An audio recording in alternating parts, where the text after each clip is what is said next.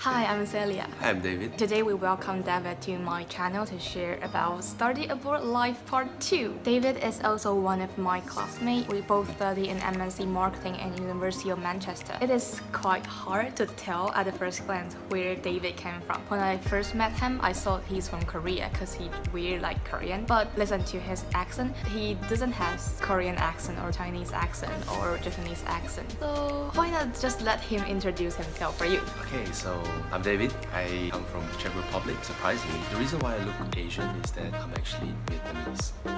But true, as you can say from my hairstyle probably, the style that I wear every day is that I've been to Korea for one semester where I was studying at Wede, Hankook University of Foreign Studies, and I learned a lot from the style, from the culture, and I really liked it. That's why I look kind of Korean. Do you speak Korean?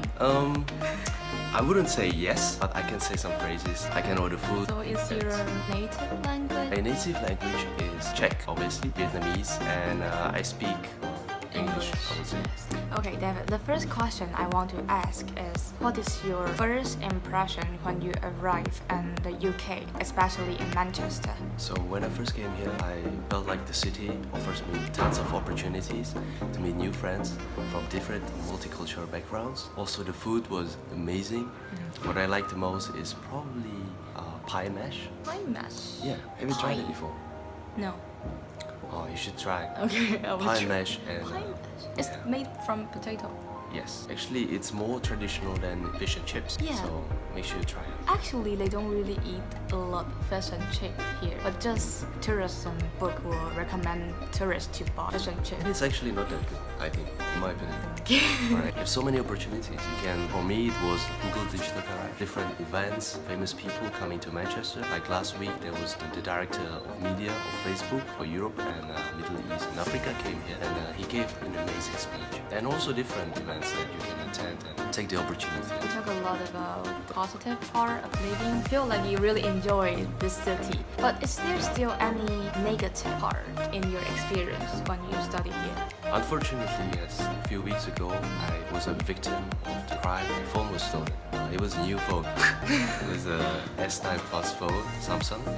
I just bought it a few months ago. I was surprised by two tall guys with their face covered. Yeah, it was a horrible, terrible experience. I don't want anybody to come across this. But maybe we can give some tips on how to prevent such things to happen. From my personal experience, I never have this experience before, even though I already stay here for more than 1 year. First tip is prevent to use your cell phone when you are walking in the dark. And the second tip is instead of putting your phone in your pocket, just put the phone inside your bag. And also, if you really want to put your phone in your jacket pocket, you should buy a jacket which has pocket with zip. You could try to use this kind of jacket so you can zip it. Especially foreign students, when they come here, they don't know the city, right? So we use Google Maps. This was my case. I used the Google Maps, and which shows you different shortcuts, basically the fastest way how to get to the final point, which is not very good because most of the time the shortcuts are the most dangerous areas. Make sure you stick to the main roads. And I understand that it's impossible to use the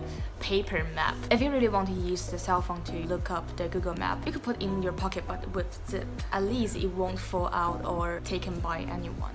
But when the crime actually happens, robbers are standing in front of you and wants to rob you, I think the best way is to just give them the phone. If it's just the phone, then It's fine. Yeah. It's better than you get killed or get injured. Also, I have a funny idea. I bring two phones with me. One is my real phone and another one is a totally broken phone. In case if anyone rob you and want you to hand in your phone, you could just hand the broken one. But still, like your experience, the robber, they ask you to hand in your bag and search it. in that case, just give it to them because there's many cases when actually students, they face having a knife under their neck or like being threatened or physically abused or something. So in that case, the best thing you can do is don't try to run. Or maybe you can try, If you run very fast, Yeah. but like me, if I run very slow, I just... but definitely don't fight back. Okay, David, the next question I want to ask is the common question. How to make friends with different people? Last episode, I asked Camille about this question. She gave some practical little tips such as join a society and find common interests with classmate or friend.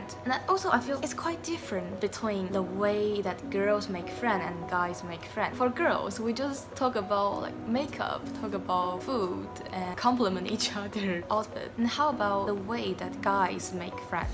I think like guys and girls today, they're not that different. We can still talk about food, maybe not about makeup because we don't do makeup, but there are many different topics that you can talk about. We love sports, we love going out, maybe in general just talk about what type of girl do you like. And I don't do that, but some of my friends might. And also drink, right? So I'm not a person who can drink much. I can have 2 beers and just pass out maybe after 4 beers. So I can't drink much, but for example, I'm a coffee freak. I love coffee. I think that every day has to start with a good cup of coffee. So I can talk about that. So like you invite your friend to have a coffee chat with you? Not really. I don't think this is how it works. Most of the time it's very natural. Yeah, Like, very natural. Like us, we just went to gym together. Even girls go to gym quite often. but this is something that we found out after We started a conversation. Yeah, maybe it's good to tell them like how we met. How we... Do you remember? Oh, the Breathway trip. In the beginning of the semester, the school asked all the students to join a trip to Lake District orientation camp. Make us bond together. Meet new friends. I feel it's quite fun and quite useful. I met so many people during that camp. Like even though we don't really have same interests, but still because of this camp, we do some activity together, and then we have a chance to get to know each other. So basically what happened, or like the first time that I met Celia, was that I went into the bus and my friends, right. 2 of my friends that I met and talked before, they already were sitting together. Then I saw this girl sitting in a corner alone, so I decided to join because I had no other choice basically. So You had no other choice. Sounds like... yeah, it should be spontaneous, open, and not be afraid of. Yeah, but later I fall asleep and he just ran away. Yeah, And because I lost a friend. I was also sleepy, and I'm a type of guy who sleeps like this.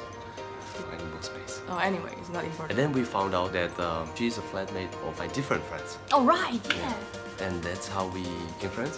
Yeah, Yes. and then we found out we both love gym and love to work out, so we can go to gym together. 好，那以上就是这一集的英国留学故事。那我们下一集再见啦，拜拜。